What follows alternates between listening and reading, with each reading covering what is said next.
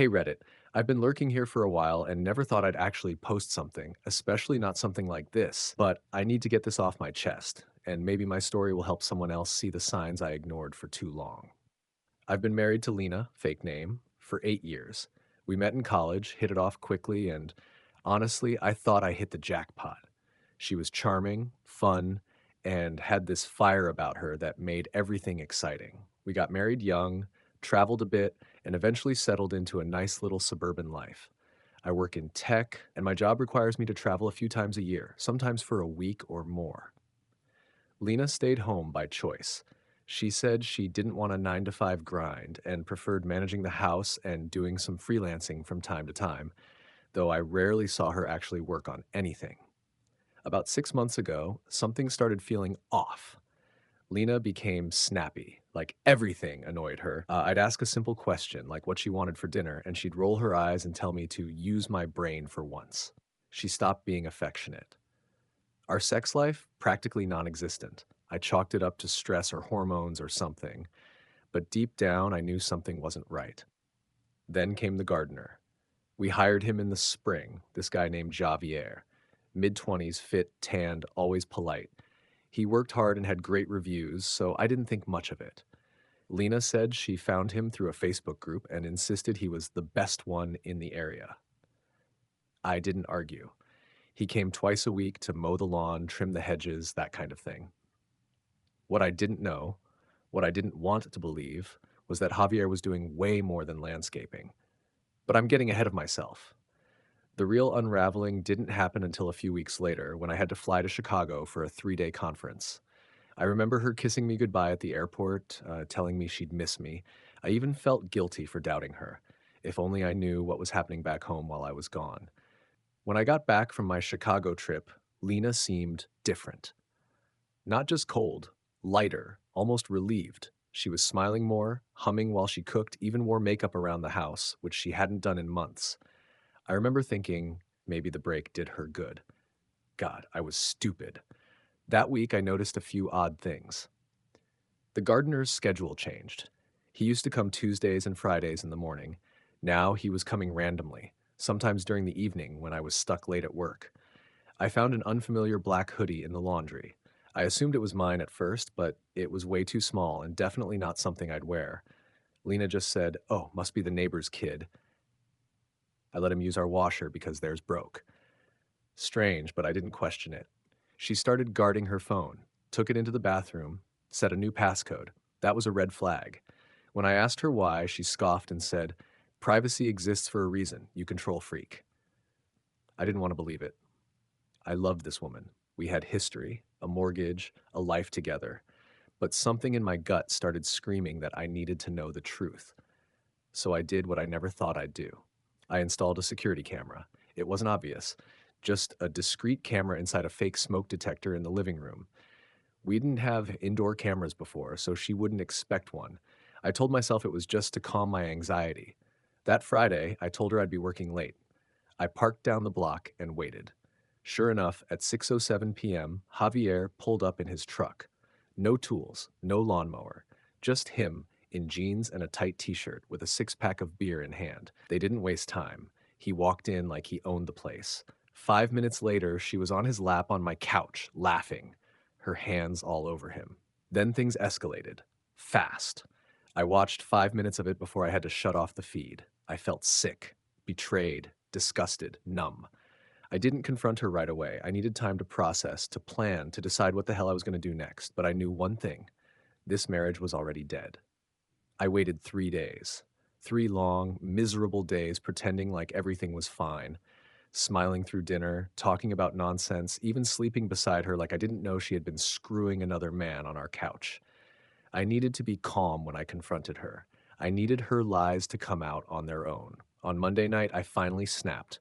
We were eating takeout on the patio. She was scrolling on her phone, barely acknowledging me, giggling at something on TikTok. I just looked at her and said, "How long have you been f***ing the gardener?" She froze. I wish I had taken a picture of her face in that moment, eyes wide, fork halfway to her mouth. For a split second, pure panic. Then the act began. "What the f*** are you talking about? Don't lie to me. I saw the video. You forgot I work in IT, remember? You're not as clever as you think. She stood up so fast her chair tipped over. Are you spying on me now? You put a camera in the house? That's sick. That's abuse. I should call the police. That's when the screaming started. The tears, the gaslighting. She didn't apologize. She didn't even try to deny it for long. Instead, she started yelling about how lonely she was, how I was always traveling, how she didn't feel seen anymore. Then came the insults. You think you're some kind of perfect husband? You're boring. You're cold. Javier actually talks to me. He treats me like a woman. I kept calm, let her throw her tantrum, let her spin her story. Then I pulled out my phone and played the footage on mute, just a few seconds of her straddling Javier. Her face turned red. She looked like she might vomit. I'm filing for divorce, I said. I already talked to a lawyer. That was when she really lost it. Threw her wine glass at the wall, screamed that I was ruining her life, called me pathetic, manipulative, a loser. But I didn't care anymore. The woman in front of me wasn't the one I married. She was a liar, a cheater, a master manipulator, and I was finally done being her fool. After I told Lena I was filing for divorce, the house turned into a war zone. She stormed off that night, stayed at her friend's place, and texted me nonstop, switching between crying emojis, begging me to talk it through, and then accusing me of spying, abandoning her, and even emotionally abusing her. The woman had no sense of accountability. But it wasn't just the betrayal that hit me, it was everything else unraveling. For the first 48 hours, I didn't eat. I barely slept. I sat in the car for hours just listening to music, trying to wrap my head around how I could have been so blind. This was someone I trusted with my life. I loved her. I built a life around her. Was she always like this? Was I too naive to see it? I started replaying everything in my mind. The times she randomly picked fights before my trips, the strange receipts she'd explain away, the late night walks she started taking over the past year. It all made sense now. The signs were there. I just didn't want to believe them. I reached out to a therapist. Best decision I made in years. Talking to someone helped me feel less crazy. It validated the storm of emotions I was in: rage, grief, shame, confusion. One moment I wanted to scream. The next, I missed her so badly it physically hurt. Meanwhile, she kept up her chaos. She showed up unannounced one night, pounding on the door at midnight, crying, saying we should start fresh, that it was just a mistake. I told her to leave. She called me heartless and screamed in the driveway until the neighbor threatened to call the cops.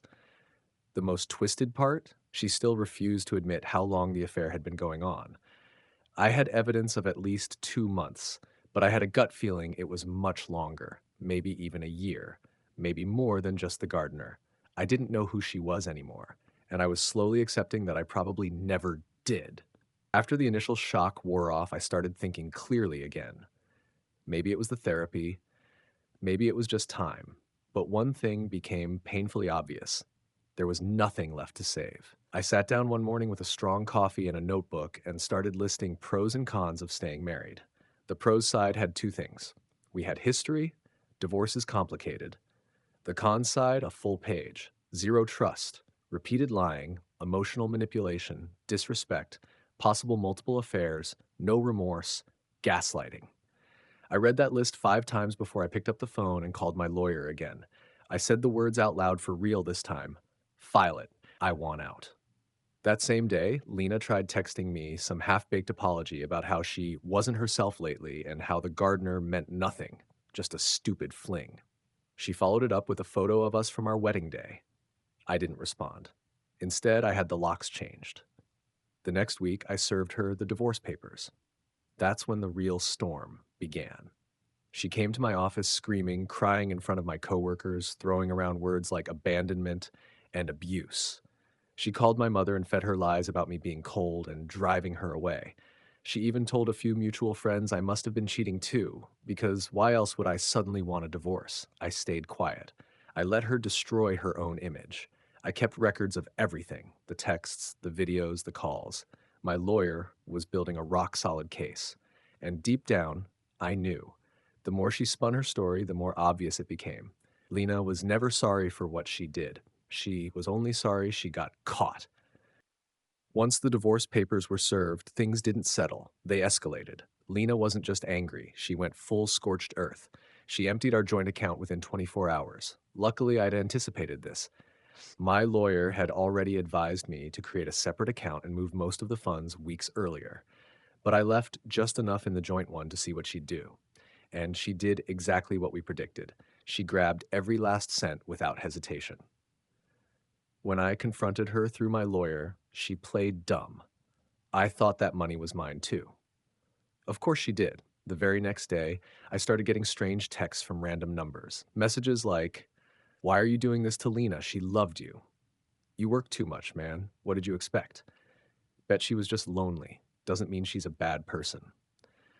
Turns out she had told her friends I was emotionally abusive, that I neglected her, that I set up cameras because I didn't trust women.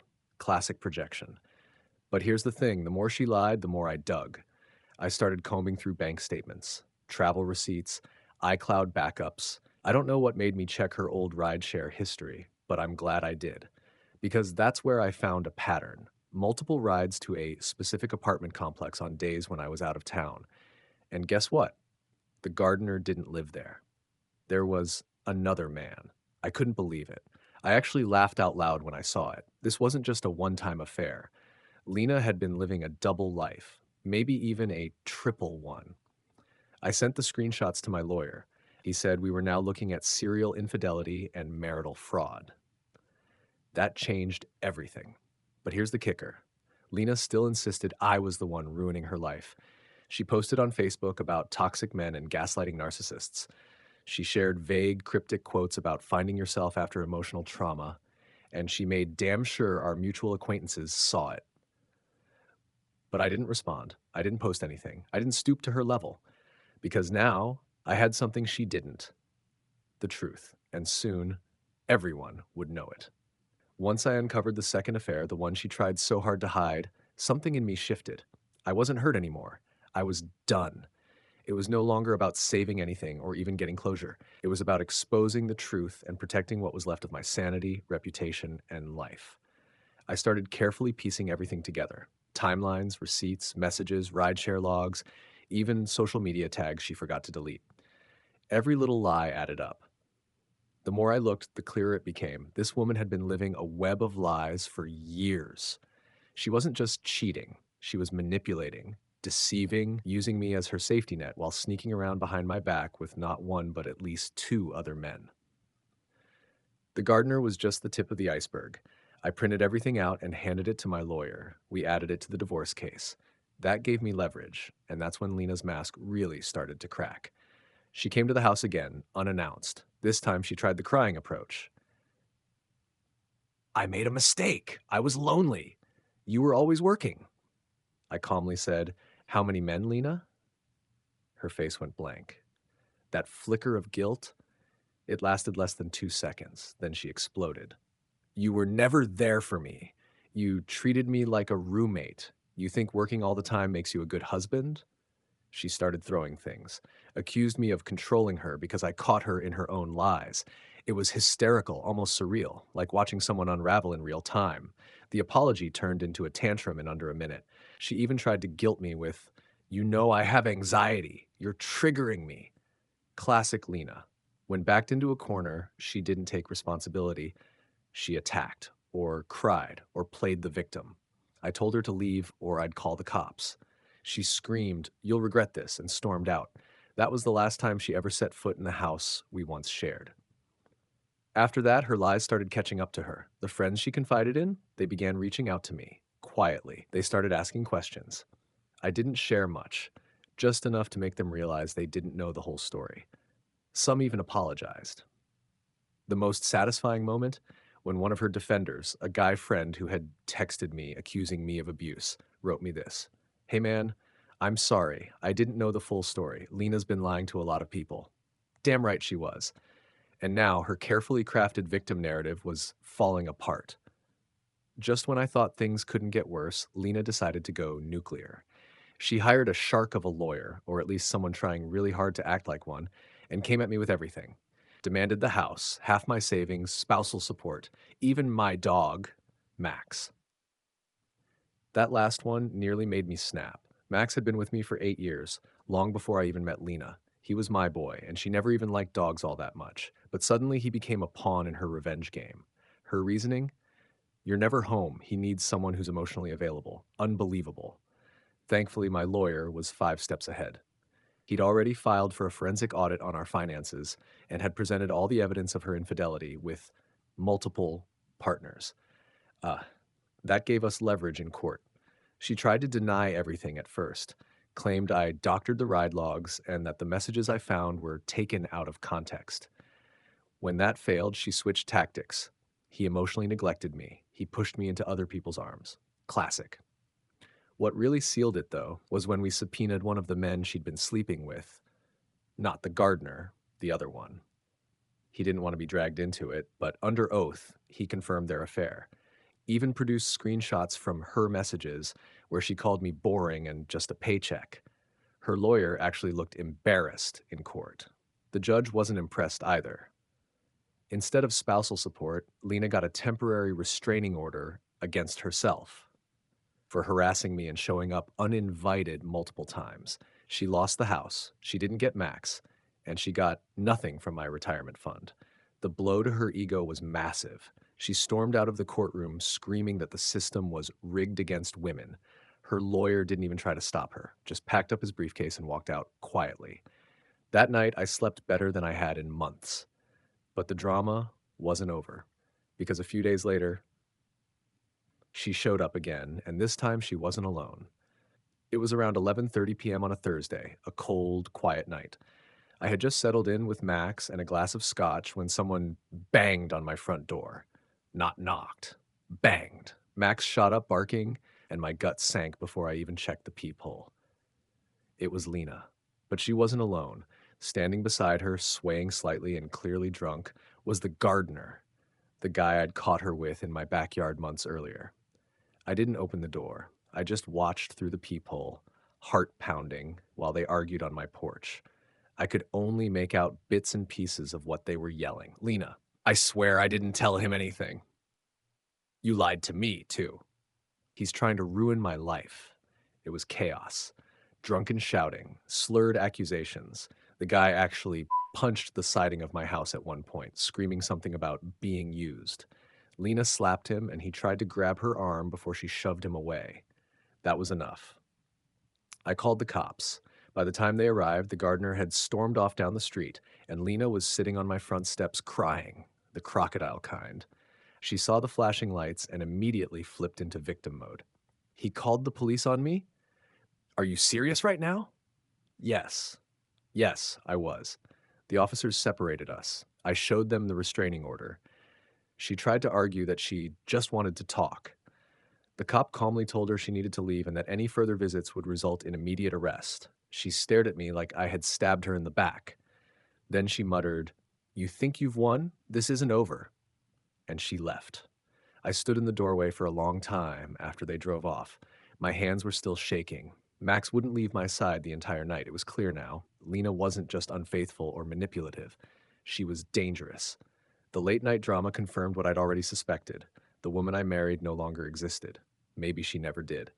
But this wasn't the end of her chaos, because just a week later, I found something terrifying in my mailbox. About a week after the late night scene on my porch, I came home from work and found an unmarked envelope stuffed into my mailbox.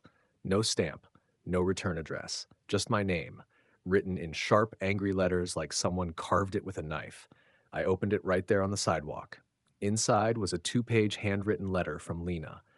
It wasn't an apology, it wasn't closure, it was unhinged. The letter started with, "You destroyed me, and I hope you rot in your cold, empty house." She rambled about how I set her up, manipulated the court, and twisted everything to make her look like the bad guy. She called me a narcissist, accused me of having my own affairs, claimed I made her cheat. Then she turned to threats. "You took everything from me. Don't be surprised if life takes something from you in return."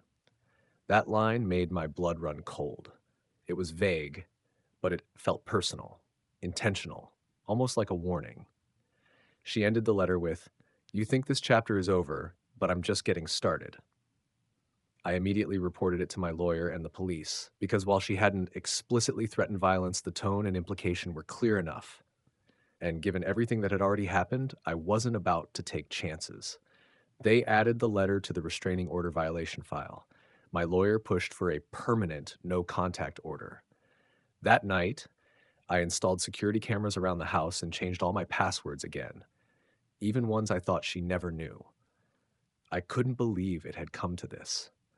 This woman I once thought I'd grow old with was now stalking me from the shadows, leaving cryptic, hate filled letters in my mailbox.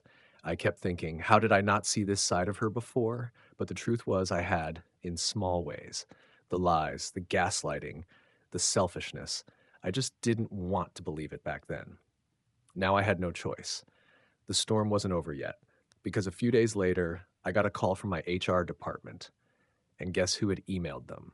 3 days after the letter, I got an unexpected email from my company's HR department asking if I had a moment to talk.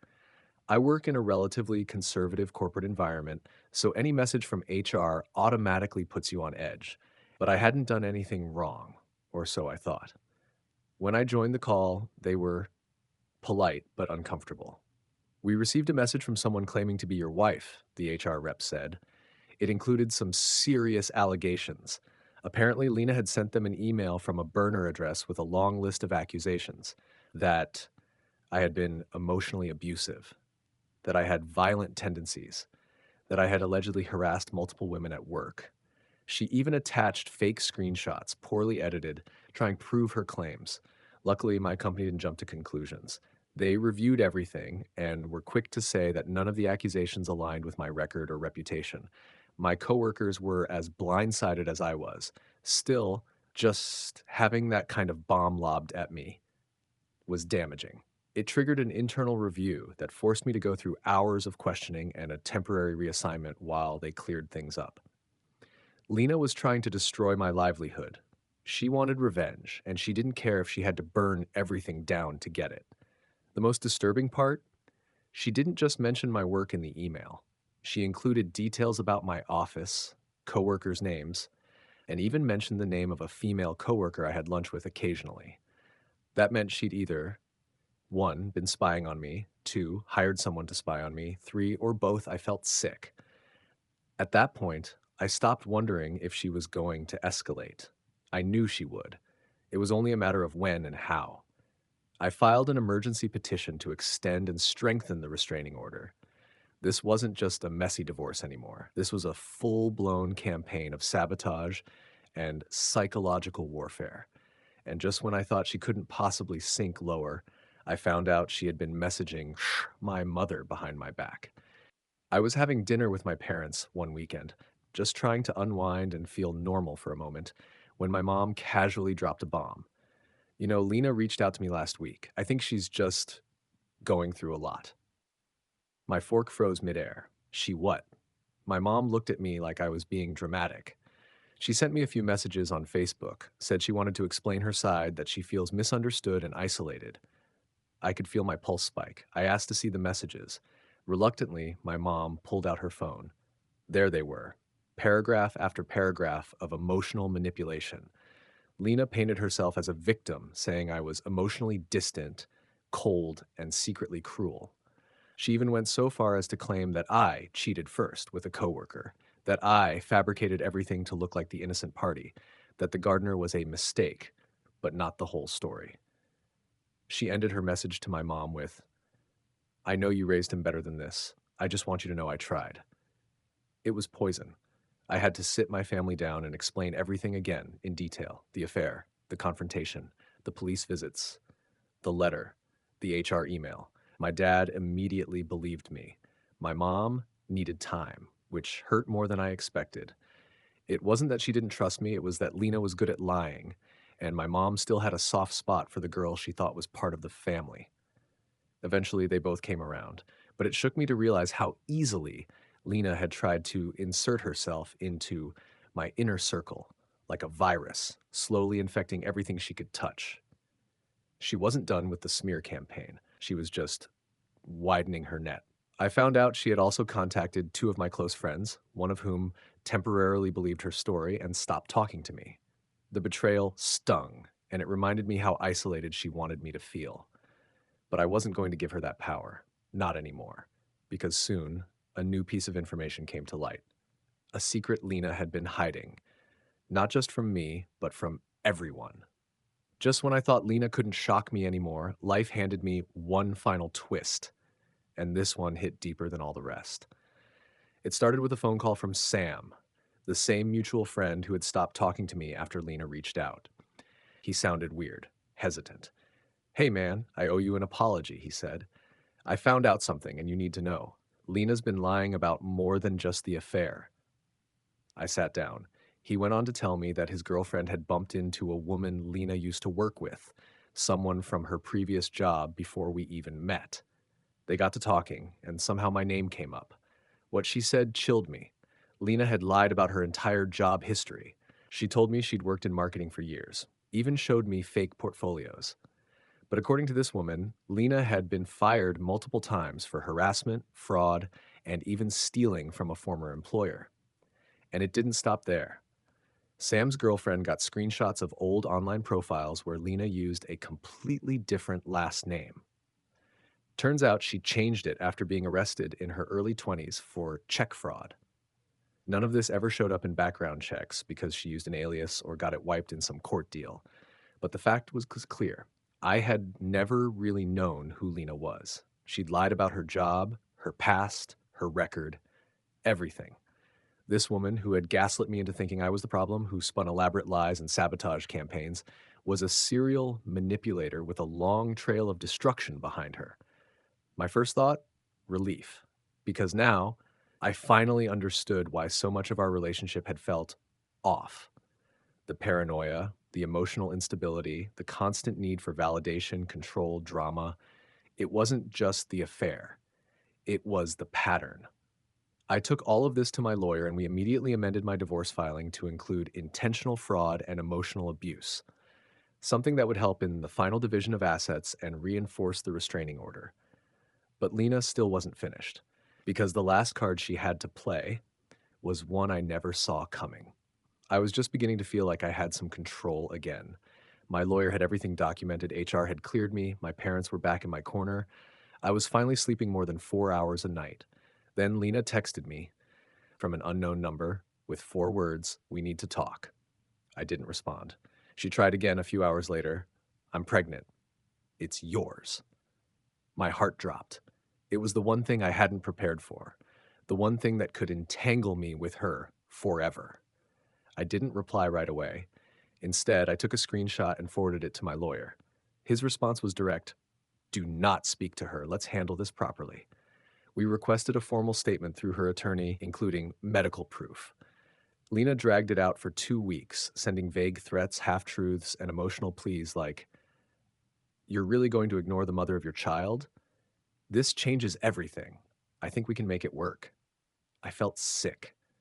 Was it even mine? Was she lying again? Eventually, her lawyer submitted what looked like a falsified ultrasound, complete with the name edited in.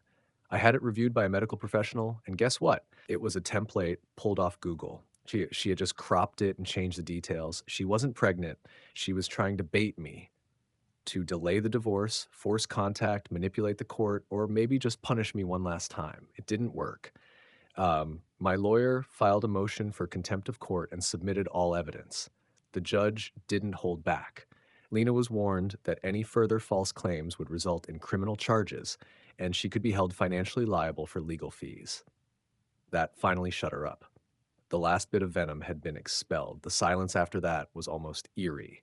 A month later, the divorce was finalized. I kept the house. I kept my job.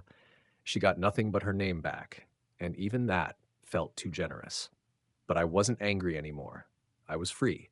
It's been a few months now. The silence, it's golden. No more dramatic texts, no surprise emails, no random calls from blocked numbers. Lena has vanished, maybe out of shame, or maybe because she finally found a new target. I don't really care which. The house feels different now. I've replaced the curtains she picked, repainted the kitchen, donated every single thing that reminded me of her, even the damn flower pots. The gardener, gone. The lawn is overgrown, and honestly, I like it that way. I started going to therapy weekly, not because I was falling apart, but because I didn't want to. I needed to process everything: the betrayal, the gaslighting, the lies. The total collapse of a life I thought was solid. And I learned something. Lena wasn't just a bad partner. She was a master manipulator, a narcissist, and a walking storm of chaos. I wasn't too sensitive or paranoid, like she'd said. I was being emotionally abused, and I didn't even realize it until I was neck deep. If you've ever felt like your partner was rewriting reality, like they had two faces, one for the world and one for you, please don't ignore that gut feeling. That's not love, that's control. I've reconnected with old friends, started dating again very cautiously, and just last week I laughed so hard during dinner with my brother that I cried. It was the first time in years I felt like myself again.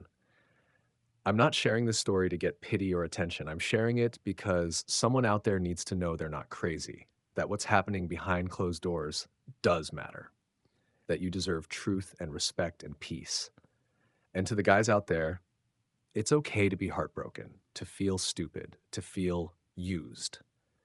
But don't let that be the end of your story. I thought my life was over when I walked in on Lena and the gardener. Turns out it had just begun. Thanks for reading.